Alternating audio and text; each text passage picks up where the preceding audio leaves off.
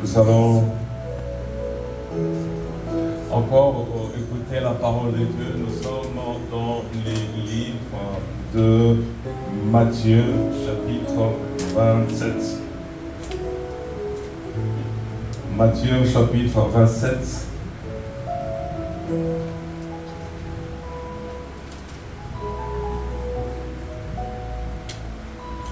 Amen. Que Dieu bénisse chacun de vous qui êtes là.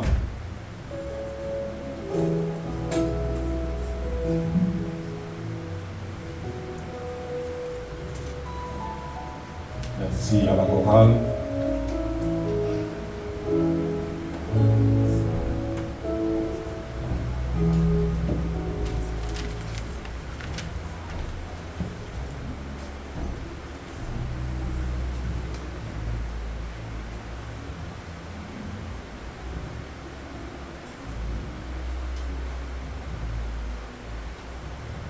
Est-ce que nous pouvons lever juste le temps de faire une lecture, une portion de la parole de Dieu? Nous allons lire dans le livre de Matthieu, chapitre 27.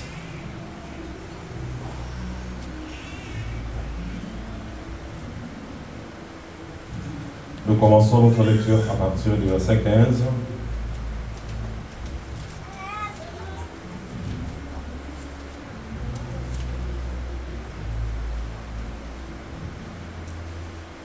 En ce verset 15, il est écrit: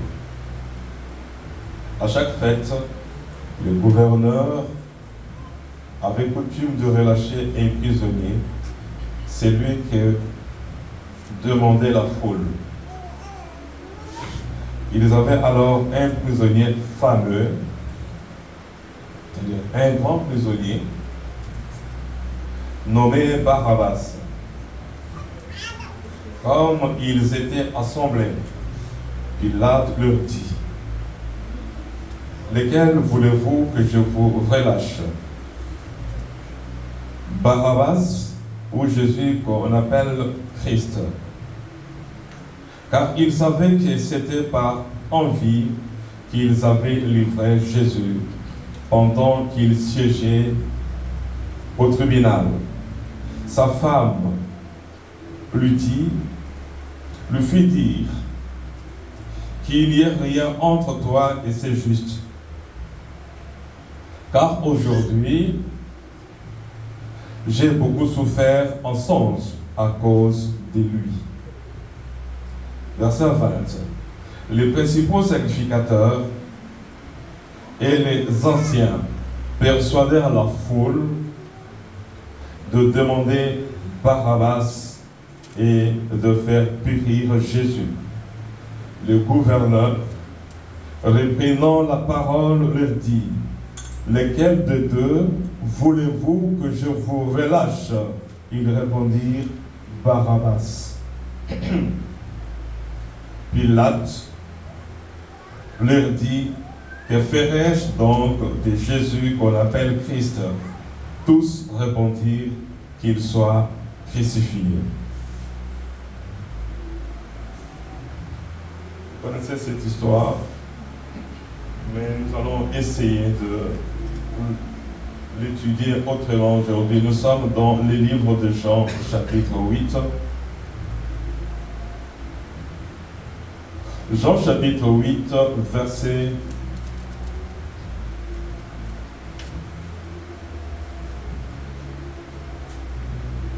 1. Commençons au verset 1er. Jean 8.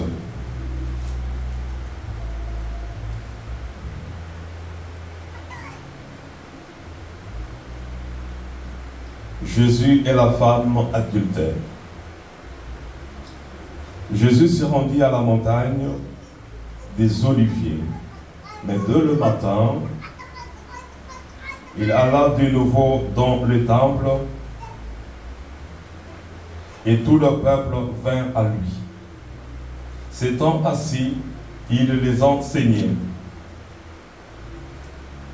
Alors les scribes et les pharisiens amenèrent une femme surprise en adultère et la plaça au milieu du peuple. Ils dirent: à Jésus, Maître, cette femme a été surprise en flagrant délit d'adultère. Moïse, dans la loi, nous a ordonné de lapider de telles femmes. Toi donc, que dis-tu? Il disait cela pour le prouver, afin de pouvoir l'accuser. Mais Jésus, s'étant baissé, écrivait avec le doigt sur la terre. Comme il continuait à l'interroger, il se releva et leur dit que celui de vous qui est sans péché, jette le premier la pierre contre elle. Et s'étant de nouveau baissé, il écrivit sur la terre. Quand ils entendirent cela, accusés par leur conscience,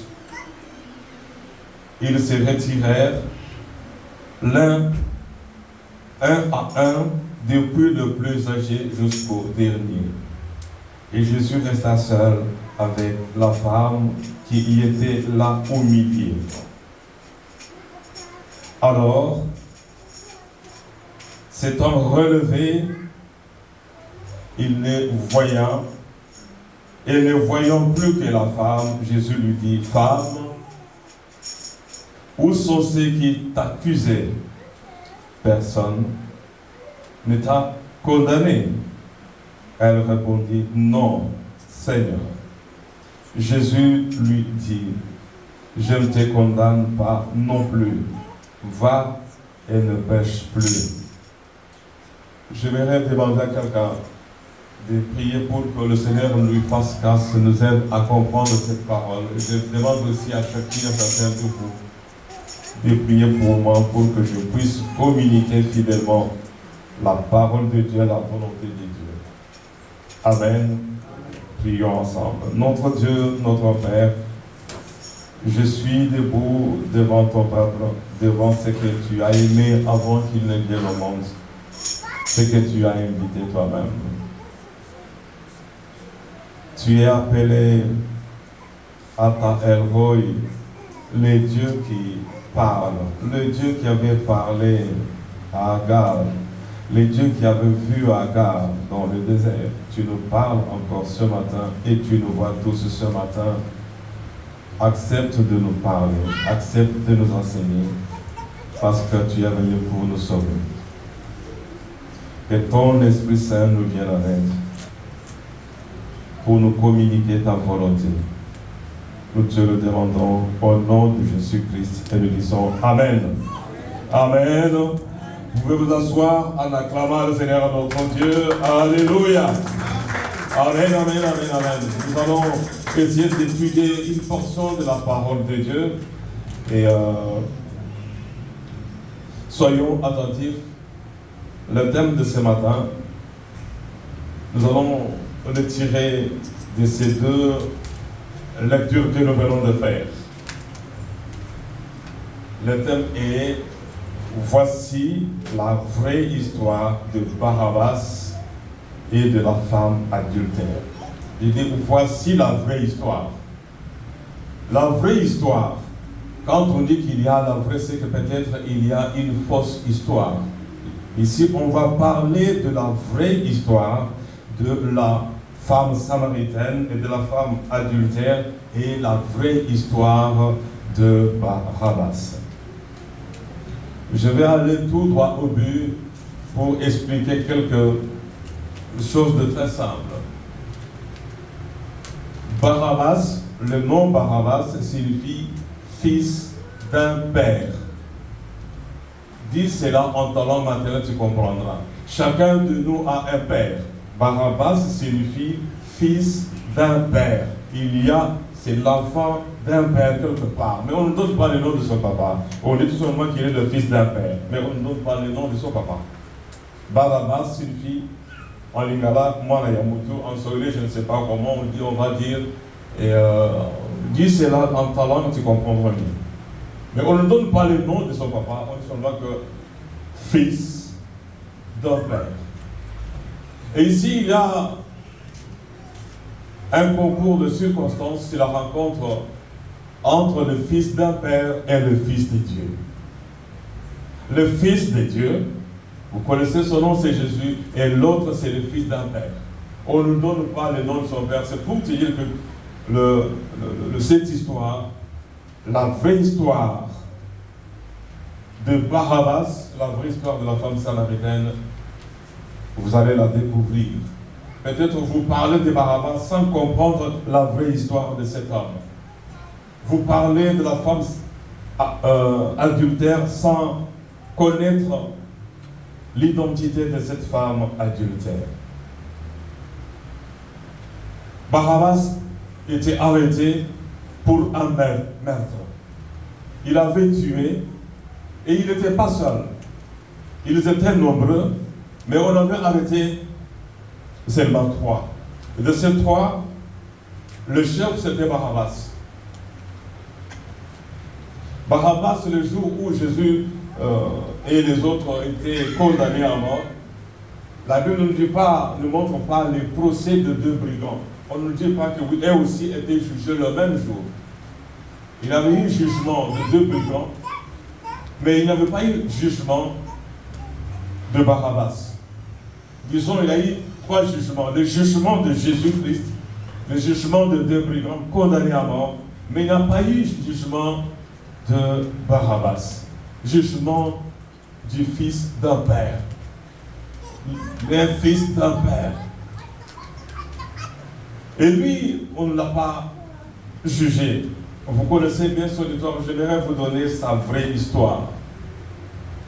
La vraie histoire de Barabbas. En lisant la Bible, j'ai découvert que Barabbas, comme je venais de le dire, c'est le fils de Mutoto à Mutu. Je crois comme ça on dit en Swahili. Hein? En Tuluba mwana wa Mutu, en Lingala mwana ya Mutu, et en Tarlan on dit comment on dit ma soeur. D'ailleurs toi tu as trop peu de vocabulaire de Tarlan, dis-moi que ça. Hein? Voilà, comme si je te vois la question, c'est pour te dire que tu as compris. Mwana ya Mutu. Moi aussi je m'appelle Mwana ya Mutu. Amen. Mais Jésus il s'appelait Fils de Dieu. Le jour du procès, on ne sait pas si ils étaient jugés avant ou après, mais on va ici, il y a 2 personnes qui sont debout devant le tribunal. Il y a Barabbas, le fils d'un père, et le fils de Dieu. Barabbas, lui, était un criminel. Et son péché ici est identifié, nommé. Il était criminel. Et son histoire, il n'avait pas tué pour voler l'argent de quelqu'un. Il s'était révolté contre la domination romaine. Il avait tué un Romain. Si vous allez fouiller dans les livres pour ceux qui aiment lire la Bible, il avait tué un Romain. Voilà pourquoi il était arrêté. Et s'il avait tué un Juif à cette époque-là, on allait juste tout simplement le lapider. On allait l'arrêter et le lapider. Par le Juif, sans procès. Mais il était entre les mains des Romains parce qu'il avait tué un Romain. Et maintenant, le gouverneur Pilate, qui savait très bien que Jésus-Christ n'avait rien, qu'il méritait la mort, et qu'il fallait à tout prix le libérer, il va poser la question, je vais libérer quelqu'un. Mais c'est à vous de choisir, comme d'habitude, je vous demande, qui voulez-vous libérer? Vous me dites les noms et moi je ordonne, on les libère. À Kinshasa, on a libéré plus de 500 prisonniers de la prison de Dakar. Et c'est le ministre qui a signé. Il les a libérés physiquement, mais spirituellement, ils sont toujours pécheurs, à moins qu'ils acceptent ou qu'ils aient accepté Jésus comme Seigneur et Sauveur. Mais ici, le cas de Barabbas, les anciens, les sacrificateurs vont influencer la foule pour dire, si on demande comme d'habitude, lequel de deux voulez-vous qu'on libère? Dites tous, libérez Barabbas. Mais ils ne savaient pas qui c'était dans la volonté de Dieu, comme nous avons vu la fois passée, dans Proverbe chapitre 7, verset 4, où il est écrit, Dieu fait toutes choses pour un but. L'arrestation de Barabbas, l'arrestation de Jésus-Christ, le procès le même jour avait un but. Jésus était venu pour libérer ces Barabbas. de la mort. La Bible nous dit que le salaire du péché, c'est la mort. La Bible nous dit dans Apocalypse 22, le verset, je crois, on va peut-être y arriver, que le meurtrier, les impudiques, les menteurs, les efféminés, les ceci, cela, sont pour l'enfer. Les impudiques, les adultères.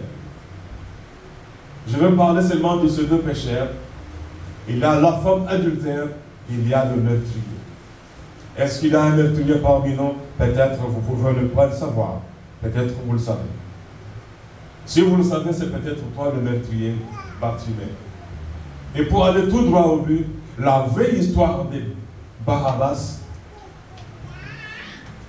c'est mon histoire. C'est ton histoire. La vraie histoire de Barabbas, c'est ton histoire à toi. C'est ton histoire à toi. Tu es Barabbas. Tu es Barabbas. Toi qui méritais la mort à cause de ce que tu as fait, à cause de ce que nous avons fait. La Bible nous dit que Dieu a tant aimé le monde qu'il a donné son Fils unique, afin que quiconque croit en lui ne périsse pas, mais qu'il ait la vie éternelle. Le quiconque là, c'était Barabbas. Arrêté, non pas par hasard.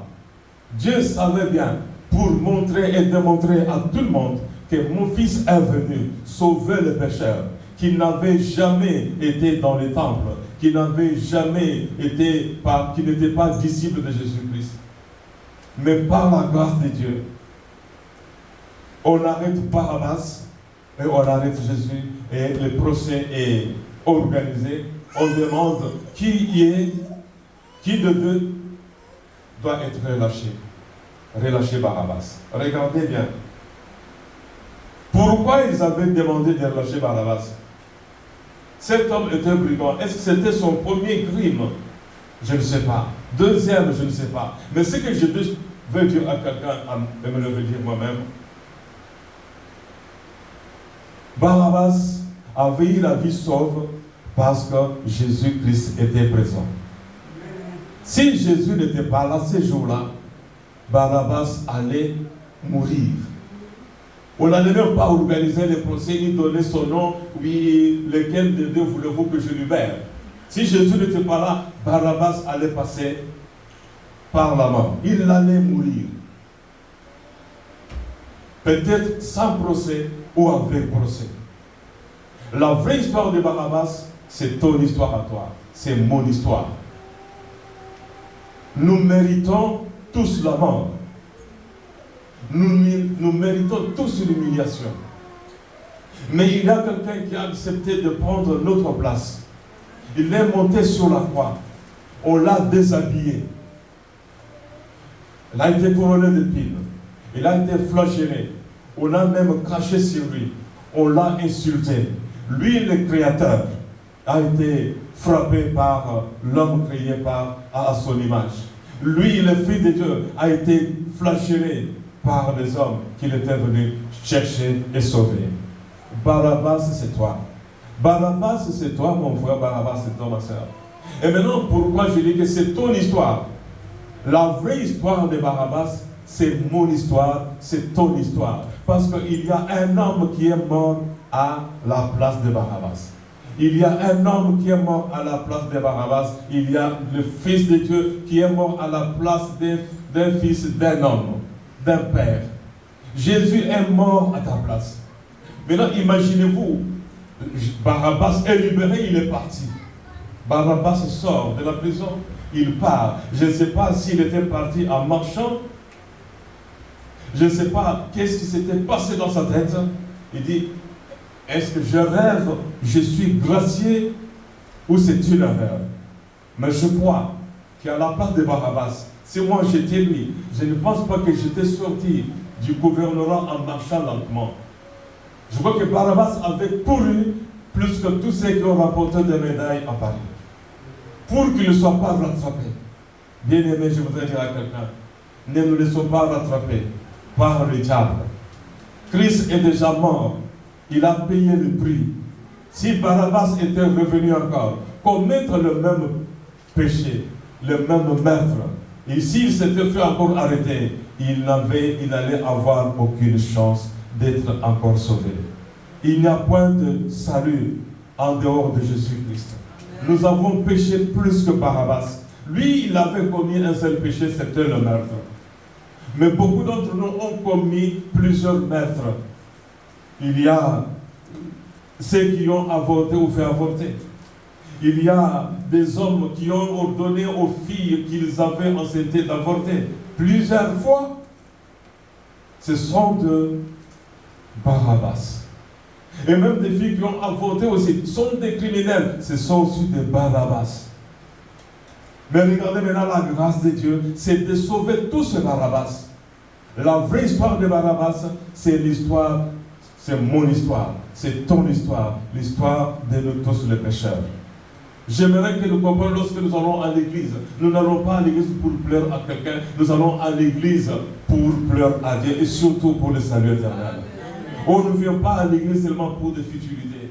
Mieux vaut peut-être mourir bébé sans certificat d'école primaire, sans diplôme, sans mariage, sans travail, aller au ciel, que de vieillir, commettre des péchés plus que Barabbas. Parce qu'aujourd'hui, il y a pire que Barabbas dans ce monde, pire que Barabbas dans les églises. J'aimerais rappeler à quelqu'un qui est passé par Barabbas, qui a fait des choses que Barabbas a faites, que Jésus-Christ te pardonne. Mais il ne faut pas commettre le même péché. Si on commet encore le même péché, qu'est-ce que la Bible nous dit? La Bible dit que le chien est retourné à ce qu'il avait voulu. Barabbas n'était pas retourné à la même vie. Il n'était pas retourné à la même vie. La vraie histoire de Barabbas, c'est mon histoire. Chacun de nous connaît les chemins de sa vie. Il connaît par où il est passé. Ne te cache pas, ne fais pas ne mène pas la vie d'Autriche, de cacher la tête, sachant bien que même si tu fermes les yeux, tu ne peux pas fermer ton cœur. Et même si tu fermes ton cœur, Jésus peut l'ouvrir et voir ce qu'il y a à l'intérieur. Ne disons pas Jésus sonde mon cœur comme David, mais s'il sonde, et surtout si tu dis sonde mon cœur et dis au monde tout ce que je fais, je pense que personne, alors personne, dirait cette prière-là à Jésus, sonde mon cœur et dis à tout le monde ce que je fais. Barabbas, c'est toi. La vraie histoire de Barabbas, c'est ton histoire. Ces jours-là, Barabbas était sauvé parce que Jésus était là. Aujourd'hui encore, le Fils de Dieu est encore ton avocat. Aujourd'hui, le Fils de Dieu est encore ton intercesseur. Il est debout à la droite du Dieu le Père au ciel en train d'intercéder. Mais je m'imagine, pendant que Jésus était debout et Barabbas était debout, je ne sais pas si Barabbas avait eu le temps de jeter son regard sur Jésus. Je ne sais pas si Jésus avait jeté son regard sur Barabbas. Mais Jésus savait très bien que toi, Barabbas, je suis venu te chercher et je suis venu pour te sauver. Il est venu aussi te chercher, il est venu me chercher pour me sauver. Amen. Nous sommes de Barabbas. Beaucoup, toutes ces personnes ici que vous voyez sont de Barabbas. La vraie histoire de Barabbas, le véritable Barabbas, c'est moi. Le véritable Barabbas, c'est toi. Parce que je suis le fils d'un père, tu es toi aussi le fils d'un père. Tu es toi aussi la fille d'un père. Amen. Amen. La vraie histoire de Barabbas, c'est toi. La vraie histoire, c'est toi. La vraie histoire de Barabbas, c'est toi. Si tu dois regarder ce que Jésus a fait de tout le péché de Barabbas, il a tout oublié. Imaginez-vous si Barabbas était le jour après la mort de Jésus-Christ, retourner encore à la recherche des Romains pour le tuer. Imaginez, il tue encore un autre Romain ou une autre personne, il se fait encore arrêter. Qu'est-ce qu'on pouvait dire et qu'est-ce qu'on allait dire et qu'est-ce qu'on pouvait peut-être conclure? C'est un récidiviste, il mérite la mort. Parce qu'à ce moment-là, Jésus était déjà mort, ressuscité, monté au ciel. Il ne pouvait pas descendre encore physiquement devant le juge au tribunal pour dire non, libérez-les. C'est mon ami. Non, il avait eu la grâce une seule fois. Bien-aimé, ne négligeons pas la grâce du Seigneur. Ne négligeons pas la grâce de Dieu. J'aimerais parler ici et aujourd'hui pour le salut de ton âme. Je n'aimerais pas parler pour certaines choses que vous pouvez imaginer. Je peux vous dire que oui, tout est possible avec Dieu. Tout est possible. Mais tout est possible si Dieu, tout est possible. Dieu peut tout pardonner. Il y a un chant qui dit, Dieu peut-il tout pardonner? Oui, Dieu peut tout pardonner. Amen. Dieu peut tout pardonner. Il avait pardonné le péché de M. Barabbas, le fils d'un père. Moi, il y a moto na lingala. Il y a mutu. Il y a baba. À peu près c'est ça encore. Il avait délivré. Aujourd'hui, la Bible nous dit, je veux peut-être aller rapidement dans les livres des Actes des Apôtres pour dire quelque chose à quelqu'un. Actes des Apôtres, chapitre 4, verset 12. Vous connaissez cette référence biblique, mais je vais quand même la lire ou la relire pour vous. Il n'y a de salut en aucun autre. Personne d'autre ne peut et ne pourra te sauver si ce n'est Jésus-Christ. Ceux qui vivaient dans les désordres, ceux qui vivaient qui continuent à mener la même vie sont des nouveaux Barabbas aujourd'hui. Tu es Barabbas encore. Dieu t'a déjà montré sa grâce, son amour. Ne retournons pas là où nous étions. Ne retourne pas là où tu étais. Ne commets pas le même péché, s'il vous plaît. Paul dit en suppliant les gens, fuyons le péché. Et surtout si tu sais que j'ai déjà commis ce péché et je connais les conséquences de ce péché. Il ne faut pas, mon frère, ma soeur. Imagine-toi, tu te fais encore arrêter. Imagine-toi, il n'y a personne qui peut et qui pourra encore te sauver si Jésus ne te sauve pas. Si Jésus ne te sauve pas, personne ne pourra te sauver. Ni ton père, ni ta mère, ni tes frères et sœurs. Il y a un ciel à entrer et l'enfer à éviter. Si tu rates le ciel, bien-aimé, regardez-moi et je parle lentement et doucement. Si tu rates le ciel, tu ne vas pas rater l'enfer. Il y a ici et maintenant un choix à faire. Il y a ici et maintenant un choix à faire. Il y a un choix à faire. Je me souviens de l'histoire que j'ai lue dans un livre, la fille d'un pasteur américain. Il y avait un concert. Elle dit à son père, oui, je vais chez les copines. Et chez les copines, elle n'était pas chez les copines, elle est allée au concert. Elle achète les tickets, tout. Et elle est en file indienne pour entrer. Au moment où elle se présente devant la personne, on déchirait les tickets. Tu restes avec un morceau, deuxième contrôle, tu laisses le morceau, troisième contrôle, on met la main, on met le cachet. Et la personne qui était là regarde, non, toi, ta place n'est pas ici. Dis, mais moi, je paye le ticket, le deuxième ticket, le morceau est là derrière, elle va prendre. Non, toi, ta place n'est pas ici. Tu n'es pas comme les autres. Je ne suis pas comme les autres, comment? Je suis avec mes copines. Oui, ils avaient des copains, des copines. Non, toi, tu n'entres pas. Tu n'entres pas ici. Tu n'entres pas. Ta place n'est pas ici. Mais la fille avait pleuré. L'homme lui dit, tu n'entres pas. Il chasse la fille. Et la fille part. Et qu'est-ce qui reste arrivé? Le toit, vous voyez la maison là, il y avait une foule terrible. Le poids cède et ses amis de blessures et de morts. C'est le cas de la maison lorsque la fille a vu le mort à la télévision. Elle a commencé à pleurer. Son père lui dit, pourquoi tu pleures? Oui, je pleure parce que j'allais mourir. Tu allais faire quoi? J'allais mourir. Comment tu allais mourir? Mes copains et mes copines viennent de mourir. Elle aussi avait ces jours-là pris un copain en cachette. Et le copain qui regrettait le refus de voir sa copine fraudeuse rentrer était décédée. Nous ne sommes pas n'importe qui. Nous sommes des Barabbas sauvés par la grâce de Dieu. Nous sommes des Barabbas. Ne retournons pas, n'allons pas là où vont les autres, s'il vous plaît. N'allons pas là où vont tous les autres. Il y a beaucoup de distractions sur cette terre des hommes. J'aimerais dire quelque chose à quelqu'un. Tu t'attendais qu'on raconte l'histoire de Barabbas, la vraie histoire de Barabbas, c'est ton histoire à toi. C'est ton histoire à toi, c'est mon histoire à moi. Ne retournons pas là où nous étions. Chacun de nous, nous avons des cicatrices du monde. Là où nous étions, nous avons toujours des mauvais souvenirs. Nous avons des blessures. Et il ne faut pas retourner là où nous étions blessés. Ou là où nous avons blessé les autres. Il y a les cercueils à éviter, il y a les tombeaux que tu ne pourras pas éviter. Même le fils de la veuve de Naïn qui était ressuscité, il était déjà dans les cercueils et les tombeaux étaient à 0 mètre du cercueil. Jésus entre au cimetière,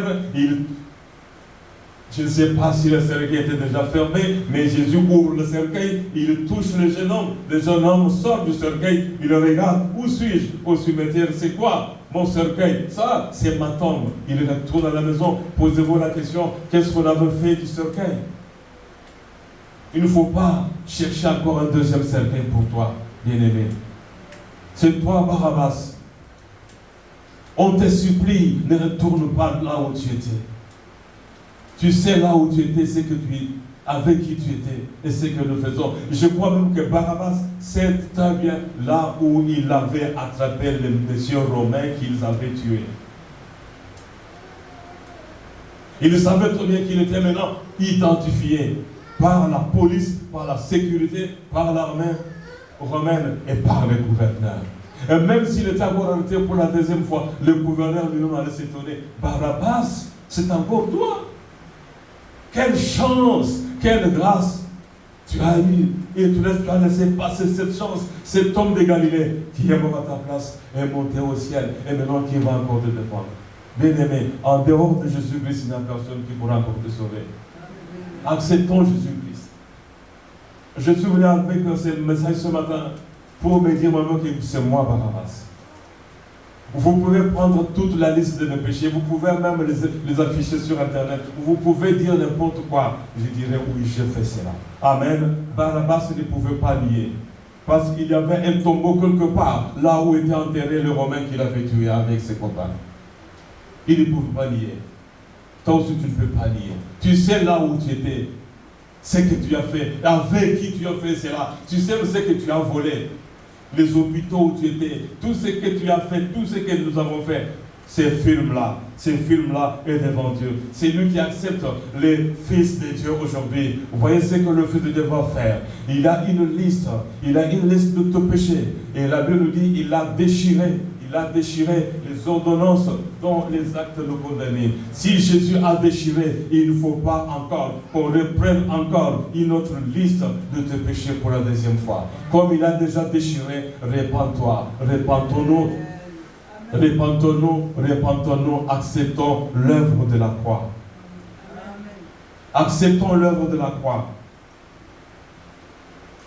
Refuser Jésus-Christ, c'est accepter la mort. Pourquoi? Parce que Jésus, c'est la vie. Il est le chemin qui conduit au Père. Il est le chemin qui conduit au ciel. Si tu refuses Jésus, c'est que tu as choisi le diable. Le diable est la route qui conduit au feu, qui conduit en enfer. Je vais redire quelque chose à quelqu'un. La vie là des boîtes de nuit, les enchanteurs, les magiciens, les sorciers, ces choses-là, toutes ces choses-là, si tu les fais, tu sais très bien, tu n'as pas besoin qu'on prophétise que tu es voleur, parce que toi-même tu sais que tu es voleur. Tu n'as pas besoin qu'on prophétise, qu'on te dise que tu étais dans tel hôtel avec X, Y. Tu n'as pas besoin de ça. Il ne faut pas chercher un prophète. Tu le sais toi-même. Comme tu le sais toi-même, répands-toi toi-même, parce que c'est le salut de ton âme, mon frère, ma soeur. Tu le sais. Madame Barabbas, Monsieur Barabbas, nous sommes de Barabbas. La vraie histoire de Barabbas, c'est notre vraie histoire. C'est l'histoire de notre vie. C'est l'histoire de notre... Écrivons une nouvelle page. Barabbas avait eu la chance d'écrire une nouvelle page de sa vie avec le Fils de Dieu. Amen. Et maintenant, vous pouvez... Le sort de Barabbas était déjà scellé. Vous pouvez lire si c'est possible, frère Jean-Paul, si tu peux projeter pendant qu'on parle, Apocalypse 22, versets 14 à 15. Avant que qu'on voie ensemble la vraie histoire de la femme adultère. La vraie histoire. Parfois, on parle de cette femme, toi tu dis non, on parle de cette femme-là, on parle de cette femme-là. Non, cette femme-là, c'est toi, ma soeur. Cette femme-là, c'est toi. Cette femme-là, c'est toi. Cette femme-là, c'est toi. Cette femme-là, c'est toi. Ne dis pas seulement, il n'y a pas seulement que l'adultère. Il n'y a pas que l'impudicité. Il n'y a pas que le vol, il n'y a pas que le meurtre. Combien d'homosexuels sont dans les églises? Combien de femmes infidèles? Combien d'hommes sont infidèles à leurs femmes, les femmes infidèles à leur mari dans les églises? Hier, nous avons passé un bon moment de questions-réponses. Amen. Ceux qui ont raté, n'ont pas raté, ils peuvent toujours aller sur Facebook de l'église ou YouTube, je ne sais pas ce qu'ils ont fait des images pour suivre ce qui s'était passé hier. Mais je leur ai dit quelque chose à quelqu'un. Ma soeur, avant qu'on parle de la femme adultère, voyons ce qu'on dit. Heureux ceux qui lavent leur robe afin d'avoir droit à l'arbre de vie. L'arbre de vie, l'arbre de vie. Adam et Ève n'avaient pas touché le fruit de l'arbre de vie. Et toi, tu as cette grâce-là. Jésus est l'arbre de vie. Tu manges le fruit de l'arbre de vie, tu as la vie éternelle. Et si on nous dit, restons ceux qui lavent leur robe. Nous sommes tous, les mamans, vous êtes en robe. En Israël, les Arabes ont des robes. On vous demande ici de laver des robes. Avec quel savon, avec quelle eau vas-tu laver ta robe, mon frère, ma soeur? Il n'y a aucun savon qui peut ôter le péché. Et aucun savon, aucune eau au monde ne peut enlever le péché. À part le sang de Jésus-Christ. Laver la robe, c'est Jésus qui va te donner une robe cousue par lui-même. Ce n'est pas des coutilles, des versages, je ne sais pas quoi, je ne sais pas vos marques là. Je n'ai pas envie de savoir, de connaître les marques. C'est Jésus lui-même qui va te donner une robe. Mais en attendant qu'il te donne une autre robe, la robe que tu vas montrer, que tu vas porter pour monter au ciel, c'est Jésus qui va te la donner. Même si tu as 2,40 m, mais peu importe la taille, peu importe le poids, Jésus va adapter la robe à ta taille. Cousu par lui-même. Mais en attendant, on nous dit de laver, enfin, de laver leur robe, afin d'avoir droit à l'arbre de vie et d'entrer dans les portes dans la ville. Quelle ville? Oh oui, la grande ville. Oui, non, la ville sainte. Jérusalem céleste. Pour aller là-bas, il faut rencontrer Jésus-Christ. Amen.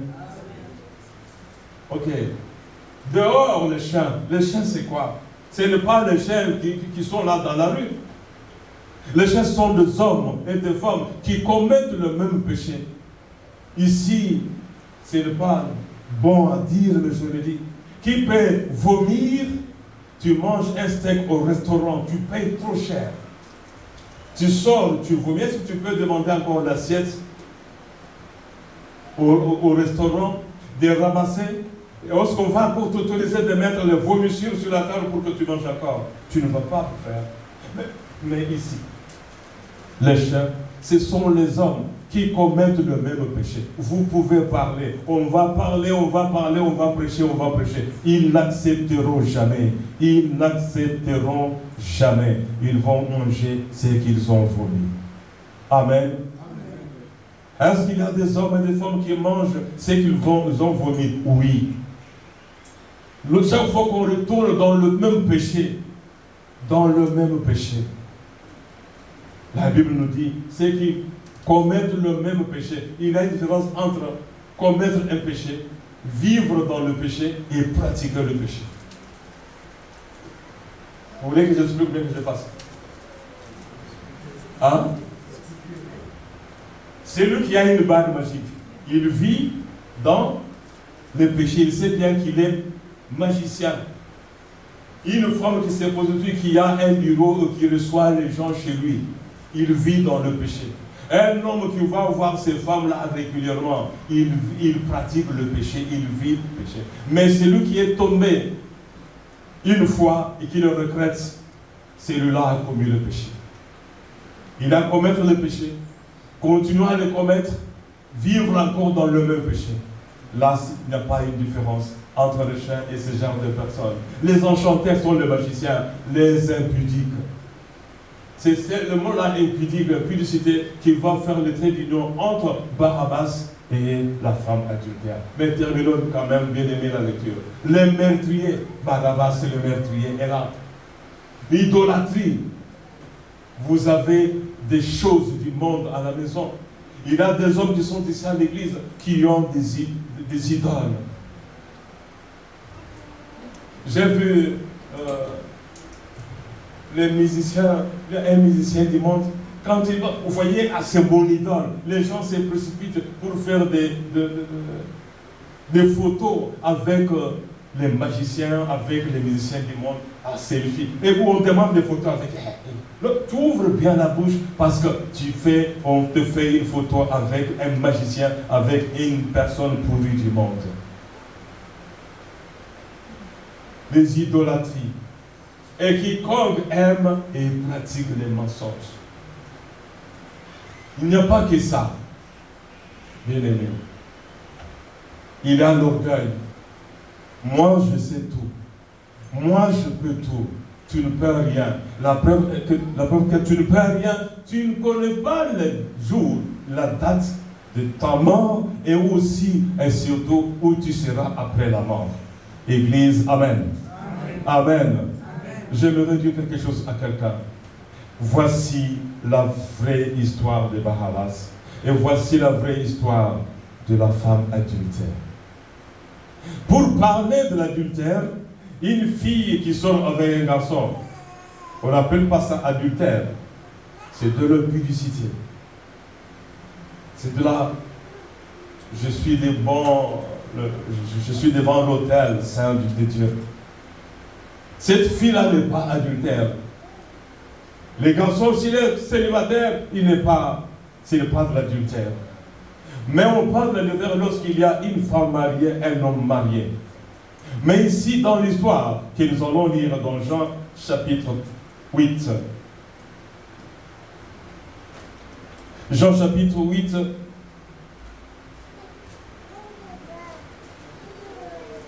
je vais bientôt terminer, bien aimé. J'aimerais que tu comprennes que la vraie histoire de Barabbas et de la femme adultère, c'est toi et moi.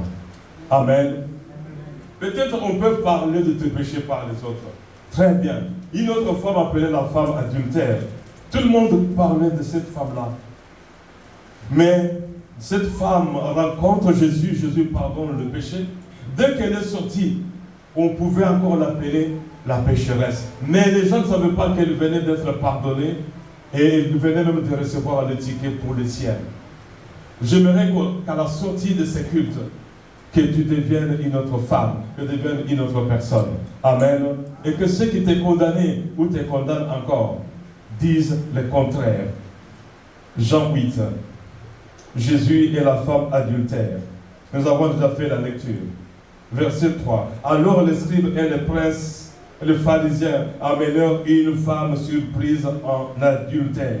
Ils la placèrent. Ils étaient où ça? Ils étaient dans le temple. Ils étaient dans les temples. Ils savaient bien que Jésus est dans les temples, dans la maison de Dieu. Pour qu'il y ait adultère, il faut qu'il y ait les maris. Les maris de cette femme n'étaient pas présents. Amen. Où était le mari? Il avait la femme adultère. Mais où était l'homme qui était avec la femme? Et aujourd'hui, si on te pose la question, qui était avec toi là où tu étais, avec lui ou avec elle? Où est-ce qu'elle est? Où est-ce qu'il est? Peut-être toi tu as oublié les noms, mais Dieu n'a pas oublié. Je reviens à l'essentiel. Le sacrificateur amène cette femme. Regardez la femme, n'a même pas dit non, je n'ai pas fait, non, je n'ai pas fait, non. La femme a, je ne dis pas, était sûre déjà de sa mort. La femme était sûre de sa mort, qu'elle allait mourir. Elle n'avait aucune chance. Mais d'où venait la chance de la femme? La vraie histoire de la femme adultère, on l'a amenée devant Jésus-Christ. Aujourd'hui, j'aimerais que cette parole t'amène devant Jésus-Christ. Non pas pour t'accuser, mais pour te montrer la source du salut. Jésus est là dans le temple. Il enseignait. Il est interrompu. Il voit une foule de sacrificateurs qui rentrent. Ils entrent. Et on voit une femme. Et ces gens sont armés. La femme est encerclée. Jésus est là. Il raconte l'histoire. Moïse nous a dit de lapider ce genre de personnes. C'est ce que nous faisons aujourd'hui. Bien-aimés, jetons nos pierres. Dis à ton voisin, jette ta pierre. Dites-lui à haute voix. Amen. Sœur Pélagie, jette ta pierre. Amen. Dis à ton voisin, dis à celui à côté de toi, jette ta pierre. Amen. Ces hommes sont habillés en robe de serviteur de Dieu, enfants de Dieu, dans la maison de Dieu. Mais qu'est-ce qui arrive? Ils amènent cette femme. Elle est là, ne sachant quoi faire. Elle ne pouvait même pas fuir. Une femme fuir. Il y avait des jeunes là-bas. Elle ne pouvait même pas fuir parce qu'on allait l'attraper encore. Et l'amant, l'homme adultère, je ne sais pas, avait fui. Les maris n'étaient pas présents. Les infidèles. Les infidèles. On nous a parlé du thème d'hier, vous connaissez, comment sauver son mariage. On a posé la question, beaucoup de questions sur la fidélité et l'infidélité. Combien de fidèles on a aujourd'hui dans les églises? Hommes tout comme femmes. Combien se plaignent? Et maintenant, comme ils ne sont pas arrêtés, comme ils ne sont pas identifiés, ils croient que Dieu ne le voit pas et Dieu ne les a pas identifiés. Amen. Amen. Dieu s'appelle Ata El Roi, le Dieu qui voit. Le Dieu qui voit et le Dieu qui parle. Les deux mots-là sont dans Ata El Roi. C'est ce que Agar a dit à Dieu. Le Dieu qui me voit et le Dieu qui m'a parlé. Tout ce que cette femme avait fait, Dieu avait vu. Mais Jésus est là. Les hommes voulaient lapider la femme.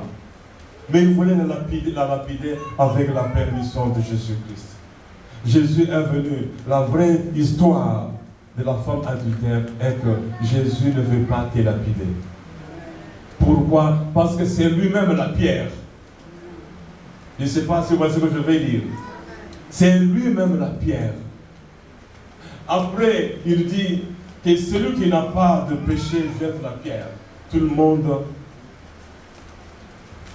depuis le plus âgé jusqu'au plus jeune, se rend compte que nous sommes tous des pécheurs. Comme la Bible dit, tous ont péché. Il n'y a pas de juste. La vraie histoire de cette femme est que nous avons tous péché. Nous ne sommes pas justes, mais il y a un juste, le Fils de l'homme. C'est le gouverneur va dire, qu'est-ce qu'il a fait? Il n'a rien fait. Le sacrificateur savait bien que Jésus n'avait rien fait. Et nous sommes tous des adultères. Vous allez dire, adultère c'est quoi? Chaque fois que vous convoitez un homme dans la rue, selon Jésus, tu es déjà adultère. Chaque fois que tu convoites une femme dans la rue, ou une femme d'autrui, vous savez, si vous regardez bien, moi j'ai fait la psychologie même dans la rue. Si tu vois une belle femme passer, regarde maintenant la réaction des hommes. Regarde la réaction des hommes. Ils ont mal au cou.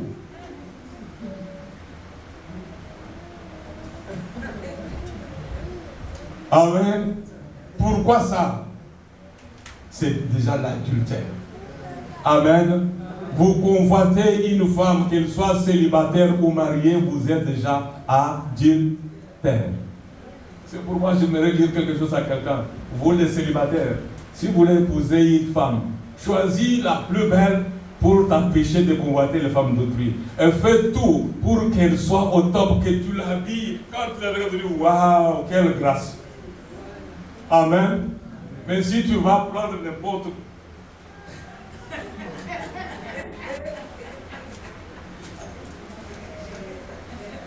Amen. Amen. Tu commences déjà à, oh non, non, la femme de Françoise est plus belle. Ah non, tu es adultère. Amen. Et maintenant, pour terminer, je reviens à la femme adultère. Nous sommes tous des adultères parce que d'une façon ou d'une autre, on a déjà convoité quelque chose. On a déjà convoité une femme d'autrui dans la rue, une fille célibataire ou une femme d'autrui mariée. Tu l'as déjà convoité et tu as commis l'adultère. Et il y a aussi une fille, une femme qui me disait, pasteur, tu ne sais pas combien les hommes là qui ont l'école comme... les numéros 7 là de Barça, c'est qui? Celui qui marque le billet là qui fait comme ça. Ah, vous voyez la poitrine comme Cristiano Ronaldo. Tu vois, c'est comme des tablettes de chocolat là. Vous ne savez pas ce que ça nous fait, nous les femmes. J'ai gagné. Donc, vous ne savez pas ce que ça nous fait en bon. Quand on voit un homme là bien baraqué au fond, et nous commençons à baver. C'est une femme qui me dit, heureusement, ce jour-là, il était encore célibataire. Amen. C'est la convoitise. La femme adultère, les hommes adultères, nous avons tous le même péché, nous méritons tous le même châtiment. Si on va nous lapider, on va tous nous lapider. Fuyons, sinon on va nous lapider. Les réseaux sociaux vont nous lapider. Même si on ne nous lapide pas, sachez bien qu'au dernier jour, ceux qui n'ont pas accepté Jésus-Christ comme Seigneur et Sauveur, Jésus ne va pas le lapider. J'étais avec quelqu'un qui me disait, au ciel, tu n'auras même pas le temps de t'expliquer. Tu vas voir toi-même les films de ta vie. Dieu ne peut pas perdre ton temps que tu as fait ça, tu as fait l'autre, toi-même tu vas voir. Tu vois, j'ai fait ça. Tu vois, j'ai fait ça. Tu vas tomber toi-même comme un fruit mûr dans le feu. La femme adultère a été graciée, sauvée, parce que Jésus était là. Jésus est encore là. Jésus est encore là, mon frère. Jésus est encore là. L'adultère, homme tout comme femme. Hier, il avait ici une discussion, oui, les hommes et la femme adultère, on peut la répudier, l'homme adultère, on peut pardonner. Non, l'adultère, c'est l'adultère. Voleur, c'est tous. Quand un voleur, c'est un voleur, homme ou femme. D'accord? Un adultère, homme ou femme, c'est un adultère. Conséquence, c'est le même péché, même condamnation. La femme adultère est là, elle reconnaît. Elle n'a même pas cherché à se justifier. Mon frère, ma soeur, ne te justifie pas. Ne te justifie pas. Reconnaissons que nous avons péché. Chacun de nous a une histoire. Chacun de nous a des tiroirs pourris. Mais il n'y a que Jésus-Christ qui pardonne et qui sauve. Amen. Qui peut me dire ce que Jésus-Christ écrivait lorsque les gens lui posent des questions? Quelqu'un sait ce qu'il avait écrit? Peut-être que Jésus avait écrit, toi Jacob, voleur, tu es infidèle.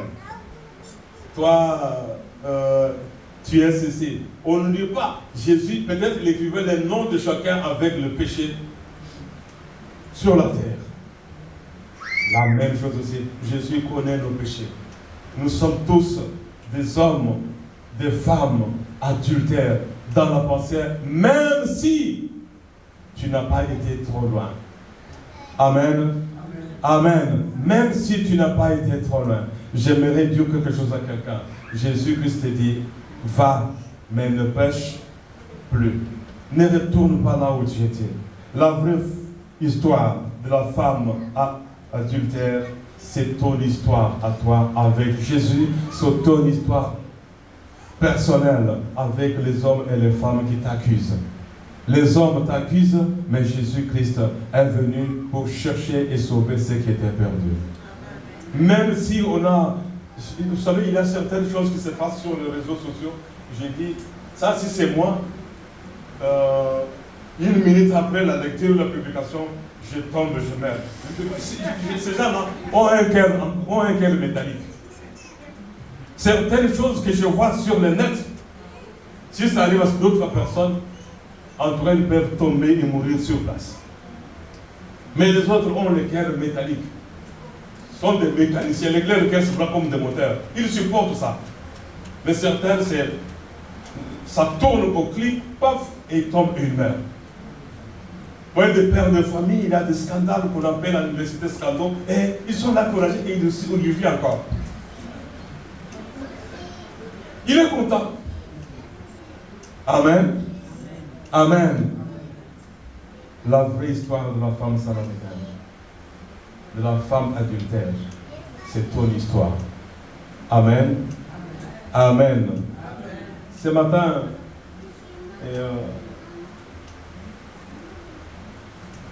je voulais me dire moi-même, Corneille, tu es Barabbas. Ne retourne pas là où tu étais. Ne recommets pas les mêmes bêtises. Amen. Il y a un enfer à fuir. Ma prière est que ton tombeau, tu seras enterré, je serai enterré. Ma prière est que ton tombeau reste vide au dernier jour. Ma prière est que nous ayons la grâce d'échapper au jugement dernier. Que nous ayons la grâce d'être enlevés et de monter vers le Seigneur. Bien-aimés,